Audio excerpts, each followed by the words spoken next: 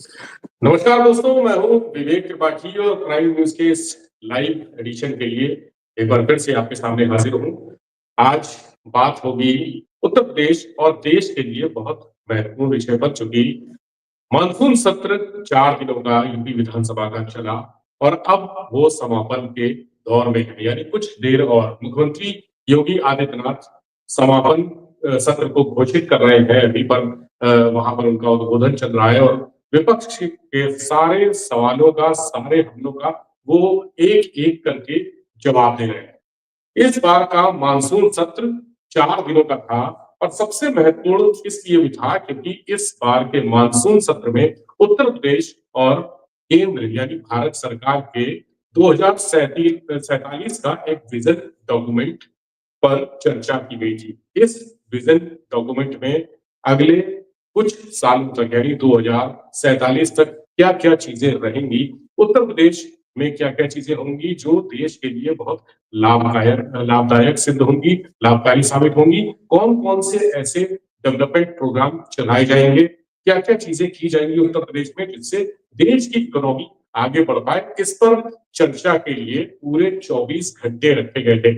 इससे पहले भी उत्तर प्रदेश के विधानसभा सत्र में इतिहास बनाया गया था। ये बात है 2019 की और यही योगी सरकार थी, यही विधानसभा अध्यक्ष सतीश महाना थे, जब सरकार ने लगातार 36 घंटे तक विधानसभा सत्र चलाकर रिकॉर्ड बनाया था, इतिहास कायम किया था। 2019 में 2 अक्टूबर को जब सुबह 11 बजे ये सत्र शुरू हुआ था, तो 3 अक्टूबर की रात तक ये सत्र लगातार निर्विरोध चला था और आज ये दूसरी बार है जब उत्तर प्रदेश में लगातार 24 घंटे तक विधानसभा सत्र चलाया गया है। हालाँकि अभी 1:20 के आसपास का समय है।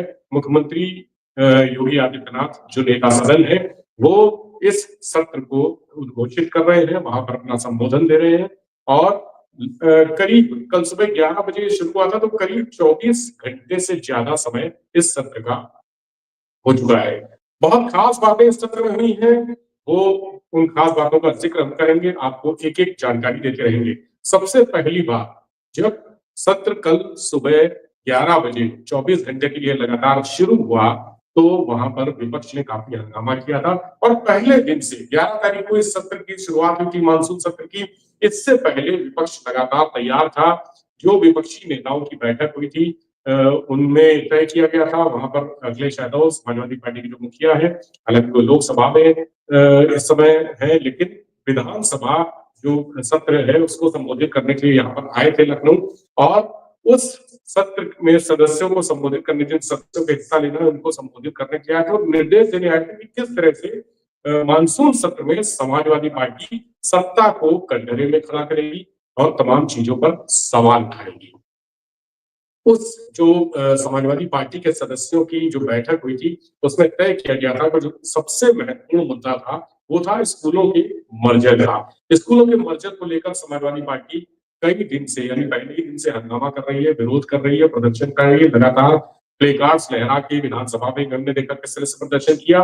तो समाजवादी पार्टी के सदस्यों ने तय कर दिया था कि जब 11 तारीख को सदन शुरू होगा सुबह 11 बजे, उस सदन की शुरुआत के साथ ही उनका स्कूलों के मर्जर को लेकर और तमाम अन्य मुद्दों को लेकर सरकार को घेरने का एक जो तरीका है आंदोलन का, विरोध प्रदर्शन का, वो करेंगे। चौधरी चरण सिंह की प्रतिमा के नीचे बैठकर सबने प्रदर्शन किया भी, वो हमने देखा था। इसके बाद जब सदन की शुरुआत हुई तो कई बार हंगामा हुआ। विधानसभा अध्यक्ष सतीश महाना को कई बार सदन स्थगित करना पड़ा। पहले 15 मिनट के लिए किया, फिर आधे घंटे के लिए, फिर पूरे दिन के लिए सदन स्थगित किया। पर अगले दिन 12 तारीख को जब सदन शुरू हुआ, तब फतेहपुर की एक घटना हो चुकी थी। वहां पर जो मकबरे का विवाद था, उस मकबरे को मंदिर बताते हुए कुछ लोगों ने, जो हिंदुत्ववादी संगठन थे, वहां पहुंच गए थे। उन्होंने धरना किया, प्रदर्शन किया, बवाल किया, मजार में तोड़फोड़ भी की। इसको लेकर अगले दिन यानी सत्र के मानसून सत्र के दूसरे दिन समाजवादी पार्टी के नेताओं ने, माता प्रसाद पांडे जो नेता प्रतिपक्ष हैं, उन्होंने, उनके नेतृत्व में समाजवादी पार्टी के विधानसभा सदस्यों ने जमकर हंगामा किया, जिसके बाद फिर से ये सदन स्थगित कर दिया गया था। तीसरा दिन यानी कल सुबह 11 बजे से सत्र की शुरुआत हुई और इसमें विजन डॉक्यूमेंट 2047 पर चर्चा हुई थी। इसमें सरकार ने अपने मंत्रियों का एक रोटेशन तय कर दिया था कि कौन-कौन कब-कब बोलेगा। पूरी रात मंत्रियों को बोलना था, इसके अलावा समाजवादी पार्टी के जो विधानसभा सदस्य हैं, उनको भी बोलना था। तो सरकार लगातार इस पर गौर कर रही थी कि किस तरह से उत्तर प्रदेश के विकास को लेकर जो विज़न है अगले 2047 तक का, वो विज़न प्रस्तुत किया जाए, इस पर चर्चा की जाए। उस पर तमाम मंत्रियों को हिदायत भी दी गई थी कि वो उनके क्षेत्र में और उनके जो विभाग हैं, जो मंत्रालय हैं, उनमें कौन-कौन सी चीज़ें बेहतर हो सकती हैं, उसको लेकर वो अपनी बात रखेंगे, पूरी तैयारी के साथ आएँगे। सभी सदस्यों को सदन में हाज़िर रहने के निर्देश भी दिए गए थे। कल सुबह जब 11 बजे से सदन की शुरुआत हुई, जो 24 घंटे तक लगातार चलना था, उसके लिए सभी मंत्री अपनी तैयारी के साथ आए थे, तो समाजवादी पार्टी के विधायक भी पूरी तैयारी के साथ आए थे। इस दौरान सदन में कई बार हास-परिहास भी देखने को मिला। जो माननीय सदस्य हैं, उनके बीच में और मंत्रियों के बीच में तमाम तकरार भी हुई, तीखी तकरार भी हुई, हास-परिहास भी हुआ। लगातार ये चीज़ें चलती रहीं और अब 4 दिन का ये सत्र समापन की ओर अग्रसर है। कुछ देर में जब मुख्यमंत्री का संबोधन समाप्त होगा, तब सत्र के अनिश्चितकालीन स्थगन की घोषणा कर दी जाएगी। लेकिन सत्र में बहुत खास बातें क्या-क्या हुई, वो मैं आपको बताता हूँ और उस पर चर्चा करता हूँ कि क्या चीज़ क्या बिंदु, कौन से बिंदु इस सत्र में खास रहे। फिलहाल अभी मुख्यमंत्री योगी आदित्यनाथ का विपक्ष के जो करारे सवाल हैं, तीखे सवाल हैं, उनके जवाब दिए जा रहे हैं और एक-एक बिंदु पर एक-एक सवाल मुख्यमंत्री जवाब दे रहे हैं, सवालों का जवाब दे रहे हैं। तो 24 घंटे से ज़्यादा इस बार का सत्र चला है। 2019 में 2 अक्टूबर में ये सत्र 36 घंटे से भी ज़्यादा चला था। 2 अक्टूबर को शुरू होके 3 अक्टूबर की रात तक चला था। पहले और दूसरे दिन समाजवादी पार्टी के सदस्यों ने विरोध प्रदर्शन किया। जब चर्चा हुई, बहस हुई तमाम मुद्दों को लेकर, तो तकरार भी हुई। समाजवादी पार्टी के विधायकों की और मंत्रियों की आपस में तकरार भी हुई, जिसके नज़ारे हमने बीते दिनों देखे हैं। यही स्थिति परिषद की भी रही, चूँकि विधानसभा के साथ विधान परिषद भी चल रही थी, तो विधान परिषद में भी यही स्थिति रही। कई बार वहाँ सपा के सदस्यों ने वॉकआउट किया, सदन छोड़कर चले गए। हालाँकि उनको समझा-बुझाकर सब आपसी सहमति से सदन की शुरुआत हुई, लेकिन वहाँ भी तकरार की स्थिति बनी रही। सदन की जो शुरुआत हुई थी 11 तारीख को सुबह 11 बजे, तो सबसे पहले नेता प्रतिपक्ष माता प्रसाद पांडेय के अपमान को लेकर समाजवादी पार्टी के सदस्यों ने यानी विधायकों ने विरोध किया, प्रदर्शन किया। प्रदर्शन के दौरान समाजवादी पार्टी के विधायक वेल में भी घुस गए और वहां पर नारेबाजी की, प्लेकार्ड्स लहराए। इसके पहले उन्होंने बाहर चौधरी चरण सिंह की प्रतिमा के नीचे प्लेकार्ड्स लहराए थे, विरोध प्रदर्शन किया था। स्कूलों के मर्जर सहित तमाम मुद्दों पर उन्होंने अपनी बात रखी थी। विजन डॉक्यूमेंट जब प्रस्तुत किया गया, उस पर चर्चा शुरू की गई विजन डॉक्यूमेंट पर, तब समाजवादी पार्टी भी इसके लिए तैयार थी और योगी सरकार के विजन डॉक्यूमेंट पर समाजवादी पार्टी के नेताओं ने रीजन डॉक्यूमेंट पेश किया। योगी सरकार का जो विजन डॉक्यूमेंट था, उसके जवाब में रीजन डॉक्यूमेंट पेश किया गया। इसमें चाहे 2017 का चुनाव हो या 2022 का चुनाव हो, लगातार योगी सरकार बनी। 2017 के चुनाव में भी भारतीय जनता पार्टी चुनाव जीती और योगी मुख्यमंत्री बने। उसके बाद 2022 में रिपीट हुई सरकार और फिर योगी आदित्यनाथ मुख्यमंत्री बने। इस दौरान जो चुनावी वायदे किए, भाजपा की तरफ से जो वायदे किए गए थे, सरकार की तरफ से जो चीजें कही गई थी कि अगर सरकार बनती है तो हम ये चीजें करेंगे, उस पर समाजवादी पार्टी ने सवाल उठाते हुए रीजन डॉक्यूमेंट पेश किया। इसमें भारतीय जनता पार्टी के वो 47 चुनावी वादे थे जिन पर सपा ने सवाल उठाए और कटघरे में खड़ा किया योगी सरकार को। समाजवादी पार्टी का कहना था कि आप विजन डॉक्यूमेंट के जरिए आप चर्चा कर रहे हैं 2047 तक की, जबकि 2022 के चुनाव में और 2017 के चुनाव में जो आपने वादे किए थे, वही अभी तक पूरे नहीं हो पाए। उन वादों में समाजवादी पार्टी ने कई वादे गिनाए भी। बाढ़ को लेकर तमाम योजनाएं बनाई गई थी, उनका क्या हुआ? समाजवादी पार्टी के सदस्य इस पर मुखर हुए। माता प्रसाद पांडेय जो नेता प्रतिपक्ष हैं, उन्होंने अपनी चर्चा में भी बाढ़ का जिक्र किया और कहा कि पूर्वांचल के तमाम जिले बाढ़ की चपेट में है, वहाँ पर किसान बहुत परेशान है। तमाम नदियों में जो बाँध बनाने की, डैम बनाने की, बंधे बनाने की योजना थी, वो अभी तक पूरी नहीं हुई है। हालाँकि उनकी इस बात पर मुख्यमंत्री ने जवाब भी दिया। लेकिन विज़न डॉक्यूमेंट में जो-जो चीज़ें थी, उस पर माता प्रसाद पांडेय ने करारे प्रहार किए। नेता प्रतिपक्ष के तौर पर उनकी ये ज़िम्मेदारी भी बनती थी। रीज़न डॉक्यूमेंट में समाजवादी पार्टी ने जो सवाल उठाए, उसमें कहा गया कि स्कूटी देने का वादा किया था छात्राओं को, लेकिन स्कूटी नहीं दी गई। इसके अलावा 24 घंटे बिजली का जो वादा था, वो भी पूरा नहीं किया गया। गाँवों की दशा सुधारनी थी, अस्पतालों की दशा सुधारनी थी, शिक्षा व्यवस्था दुरुस्त करनी थी। दुरुस्त करने की बजाय शिक्षा व्यवस्था को ध्वस्त कर दिया गया। हज़ारों स्कूल बंद कर दिए गए, हज़ारों स्कूलों का मर्जर कर दिया गया, तमाम बच्चे स्कूल नहीं जा पा रहे हैं, उनकी पढ़ाई ठप हो पा रही है। इस पर समाजवादी पार्टी पहले दिन से ही मुकर थी और अंत तक ये मुद्दा सदन में छाया रहा। इसके अलावा छात्रों को निःशुल्क लैपटॉप देने की बात थी घोषणा पत्र में, वो भी पूरी नहीं हुई। ये सारी बातें समाजवादी पार्टी ने विज़न डॉक्यूमेंट के जवाब में जो अपना विज़न डॉक्यूमेंट पेश किया था, उसमें उठाई गई। इस दौरान एक और महत्वपूर्ण चर्चा करनी ज़रूरी है। स्थानीय निधि लेखा परीक्षा और सीएजी रिपोर्ट। ये दोनों रिपोर्ट सदन में पहले और दूसरे दिन सदन के पटल पर रखी गई थी और स्थानीय लेखा निधि परीक्षा जो एक जांच होती है, जो स्थानीय ऑडिट होता है, यूपी के विभागों का ऑडिट होता है, यूपी की संस्था के द्वारा, उस पर भी गंभीर सवाल उठाए गए। यूपी के 10 विभागों में 4,700 करोड़ से ज्यादा की गड़बड़ियों का जिक्र स्थानीय निधि लेखा परीक्षा की रिपोर्ट में किया गया। हालांकि इस बात पर विपक्ष की प्रतिक्रिया नहीं आई, समाजवादी पार्टी के सदस्यों ने बहुत ज्यादा इस पर ध्यान नहीं दिया। लेकिन ये उत्तर प्रदेश के विकास को लेकर जो तस्वीर निधि लेखा परीक्षा में पेश की गई थी, वो काफी चौंकाने वाली है। 47 4,700 करोड़ रुपए से ज्यादा की जो गड़बड़ियां हैं, वो ध्यान देने लायक है। इसमें कुछ गड़बड़ियों का मैं जिक्र करूंगा। जो गड़बड़ियां हैं, उसमें 10 विभागों में 4,714 करोड़ रुपए की कुल गड़बड़ियां पाई गई है। जो सबसे ज्यादा गड़बड़ियां हैं, वो मंडी परिषद और मंडी समिति में है। इसके अलावा एचपीटीयू में भवन निर्माण का काम होना था 8 करोड़ 37 लाख रुपए से, वो भी काम पूरा नहीं हो पाया है अभी तक, कई साल हो गए हैं। और स्थानीय निधि लेखा परीक्षा के ऑडिट में इस धन को, यानी 8 करोड़ 37 लाख रुपए के धन को कहा गया कि वो बेकार हो गया, व्यर्थ हो गया।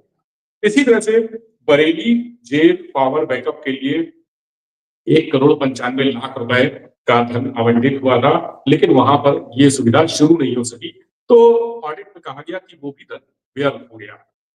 सरयू नहर निर्माण, ये सबसे बड़ी जो ऑडिट इसका हुआ, सरयू नहर निर्माण योजना।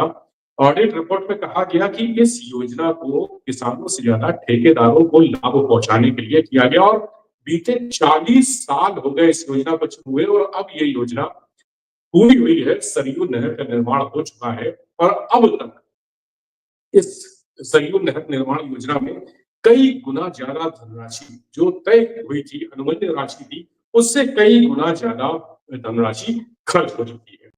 अवैध खनन से करोड़ों रुपए के चपत की बात कही गई। इस पूरे ऑडिट में कहा गया कि यूपी में 11 जिलों में बेशुमार अवैध खनन हुआ और इससे राजस्व को करोड़ों रुपए का चूना लगा। बहुत सारी जो खनन करने वाली संस्थाएं थी, उनको अनुचित तरीके से लाभ पहुंचाया गया। उनसे जो लिए जाने थे दस्तावेज, वो नहीं दिए गए। फर्जी रिपोर्टें बनाई गई, फर्जी वाहनों का परिगमन दिखाया गया और उसके आधार पर कई करोड़ रुपए राजस्व के इन ठेकेदारों और संस्थाओं ने चट कर लिए। बलरामपुर में आईटीआई 3 आईटीआई बनने थे केंद्र सरकार की तरफ से, उसके लिए धन आया था, वो भी कहा गया कि वो व्यर्थ चला गया क्योंकि वो आईटीआई अभी तक पूरे नहीं हो सके। ये धन अलाभकारी बताया गया। इसी तरह से जब सीएजी रिपोर्ट पेश हुई है, तो सीएजी रिपोर्ट में और भी चौंकाने वाले खुलासे उत्तर प्रदेश में किए गए हैं। सीएजी रिपोर्ट ये वित्तीय वर्ष 2023-24 की थी। इसमें कहा गया कि जो सरकार का बजट था, जो बजट सरकार ने तैयार किया था, वो विवेक से तैयार नहीं किया गया था। और उसमें योजनाओं के क्रियान्वयन में भारी चूक हुई। ये कहा गया इस रिपोर्ट में कि 29,000 करोड़ रुपए, करीब 75% हिस्सा पूरे बजट का, वो खर्च ही नहीं किया जा सका। 29,000 करोड़ रुपए सरकारी खजाने में पड़े रह गए, अभी भी पड़े हुए हैं। सीएजी ने कहा है कि अगर वो रुपया बजट का हिस्सा है तो उस रुपए को सीधे वापस कर दिया जाए। अगर वापस नहीं किया गया तो संबंधित अधिकारियों के खिलाफ कार्रवाई की बात भी सीएजी ने कही है। 29,000 करोड़ रुपए बहुत बड़ी रकम है। जो मूल बजट था, अनुपूरक बजट था, उसको मिलाकर 73,600 करोड़ रुपए का बजट बनाया गया था, लेकिन सिर्फ 56,549 करोड़ रुपए ही इसमें खर्च हो चुके हैं। ये सारी चीजें थी। इसमें सबसे जो खास बात है ग्रेटर नोएडा की, जो ग्रेटर नोएडा प्राधिकरण है, वहां पर 32,000 करोड़ रुपए का नुकसान दिखाया गया है प्लॉट के आवंटन को लेकर और तमाम चीजों को लेकर। भूमि का आवंटन होता है, उसको लेकर 32,000 करोड़ रुपए का नुकसान दिखाया गया है। बहुत सारे और भी विभाग हैं जिसमें नुकसान की बात कही गई है। ये भी अब विपक्ष इसको मुद्दा बनाएगा, चूंकि आज मानसून सत्र का अंतिम दिन है। अभी कुछ देर में सत्र के स्थगन की घोषणा हो जाएगी निश्चित काल के लिए। उसके बाद विपक्ष इस बात को मुद्दा बनाएगा कि जो बजट में प्रावधान किया गया था उसमें वो रकम पूरी तरह से खर्च क्यों नहीं की। चूंकि अखिलेश यादव जब सदन में जाया करते थे, जब वो नेता प्रतिपक्ष हुआ करते थे, तब भी उन्होंने कई बार ये मुद्दा उठाया है कि बजट का इस्तेमाल पूरी तरह से नहीं हो रहा है। बजट जो आता है, चाहे वो मूल बजट हो, अनुपूरक बजट हो, वो पूरी तरह से खर्च नहीं किया जाता। इसको लेकर कई बार वो सरकार पर हमला भी कर चुके हैं। तो अब ये मुद्दा विपक्ष के लिए एक हथियार साबित होगा। फिलहाल अभी मुख्यमंत्री योगी आदित्यनाथ सदन में बोल रहे हैं और उन्होंने जब पूरा सदन को एक समापन का अवसर है, अंतिम दौर पर है सदन, तो मुख्यमंत्री योगी आदित्यनाथ ने सभी को धन्यवाद दिया है, नेता प्रतिपक्ष को भी धन्यवाद दिया है, उनका आभार जताया है। उन्होंने कहा कि सदन शांतिपूर्वक चला, इसके लिए सभी सदस्यों का बहुत बहुत आभार। लेकिन उन्होंने विपक्ष पर करारा हमला भी किया। उनके सारे जो सवाल थे उनके तीखे जवाब दिए। मुख्यमंत्री योगी आदित्यनाथ ने एक एक बिंदु पर जवाब दिए और अभी भी वो सदन में खड़े होकर सारे सवालों का जवाब एक एक करके दे रहे हैं और पूरे आंकड़ों के साथ, पूरी तैयारी के साथ सवालों का जवाब दे रहे हैं।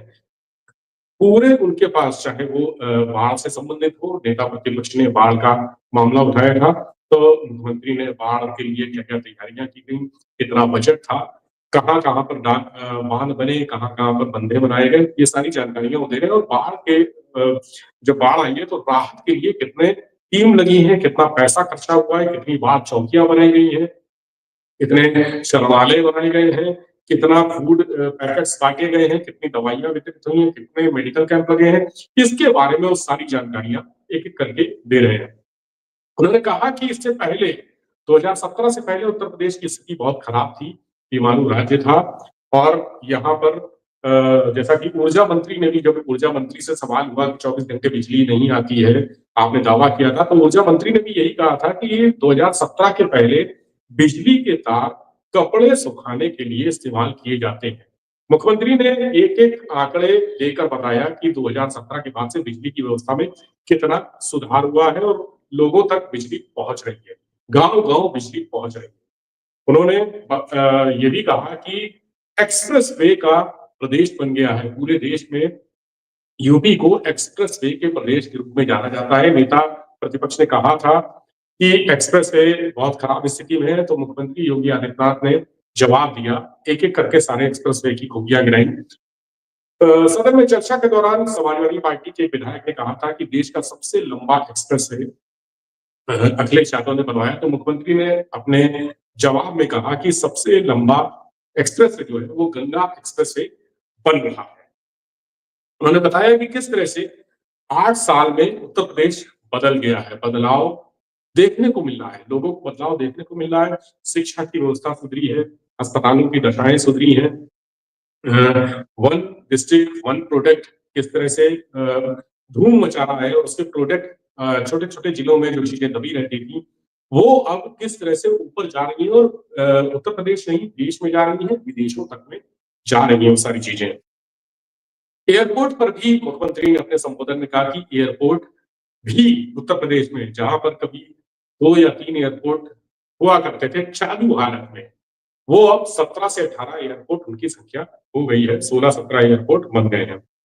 समाजवादी पार्टी पर मुख्यमंत्री योगी आदित्यनाथ ने हमला किया और ये कहा कि कुछ लोग 2017 में जब विकास हुआ है, उसके पहले वो उनके पास सरकारें रही, वो कर सकते थे, लेकिन कुछ लोग कूक मंडूक बने रहना चाहते हैं। मेंढक की तरह कुएं से बाहर निकलना ही नहीं चाहते। समाजवादी पार्टी के पीडीए फार्मूले पर भी मुख्यमंत्री योगी आदित्यनाथ ने हमला किया और कहा कि पीडीए फार्मूला समाजवादी पार्टी चाहती है कि पूरे उत्तर प्रदेश में परिवार डेवलपमेंट अथॉरिटी लागू की जाए, लेकिन वो इसे लागू नहीं होने देंगे। जब तक भारतीय जनता पार्टी की सरकार है, तब तक सबका विकास होगा, सबका साथ होगा, किसी भी वर्ग को, किसी भी धर्म को नजरअंदाज नहीं किया जाएगा।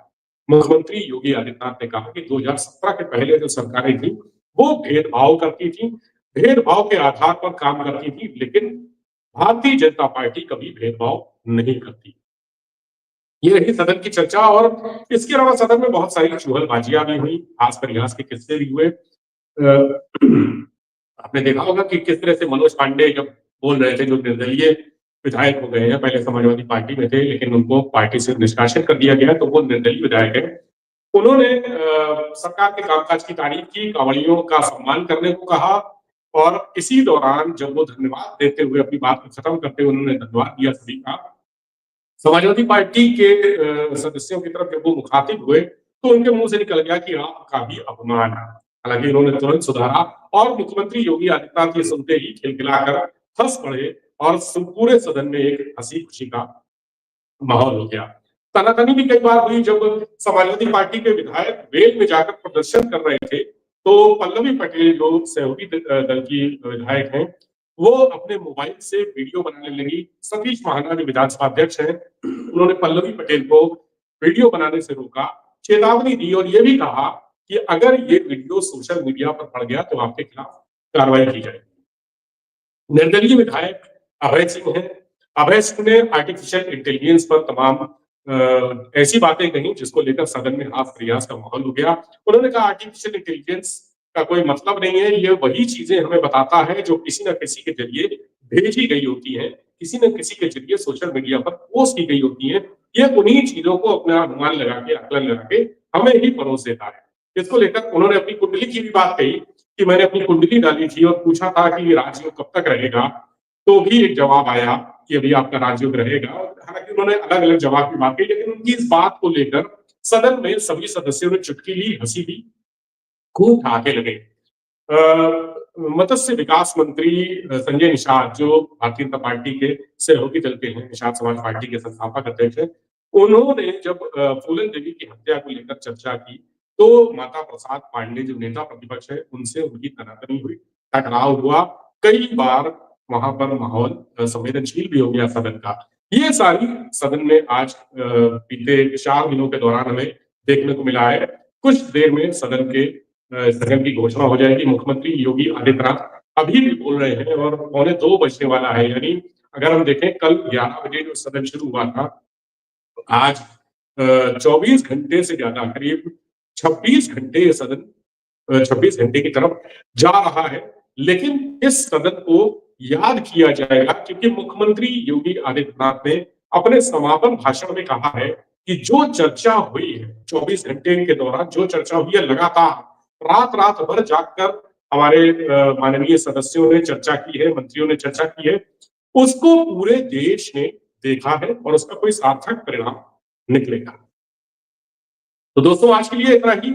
आप जुड़े रहिए प्राइम न्यूज से साथ और देखते रहिए पूरे देश, दुनिया और समाज की ताजा खबरें। नमस्कार।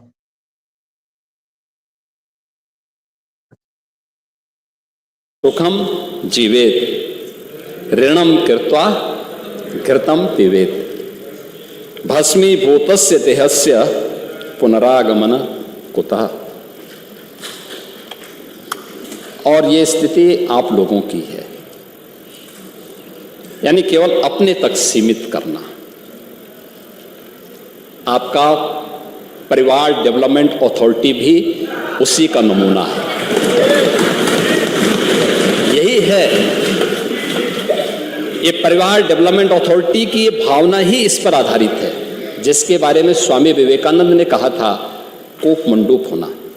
उन्होंने अपनी कथाओं में, अपने प्रवचन में एक बात को कहते थे कि एक कुएं में एक मेढक था।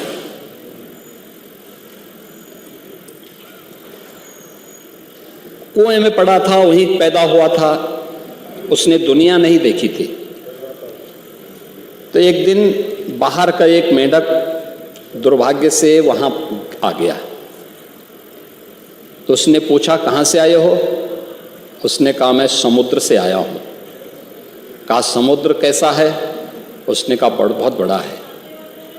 कहा, कितना बड़ा? तो उसने छलांग लगाई, तो कुएं की तो छलांग सीमित ही होगी। उसने कहा, क्या इससे बड़ा? उसने कहा, इससे भी बड़ा। उसने एक और छलांग लगाई, कहा, इससे भी बड़ा? कहा, इससे भी बड़ा। कहा, तुम झूठ बोलते हो। और मुझे लगता है यही दृष्टि कूप मंडूक वाली आप लोगों की है।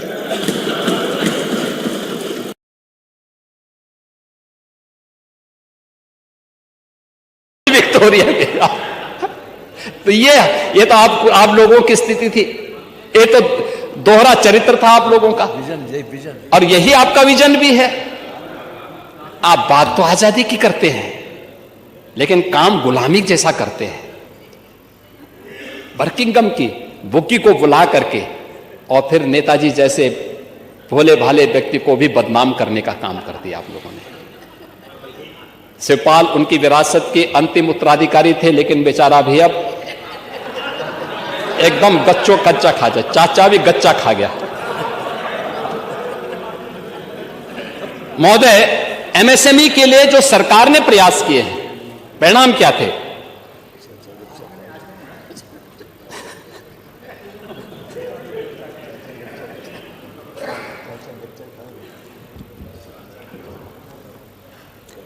औद्योगिक ऋण। देखिए, सीडी और इश्यू सबसे पहले मैं आपको बताना चाहता हूं, औद्योगिक ऋण जो पहले हमने वितरित किया 2017 में 3,54,000 करोड़ रुपए इन औद्योगिक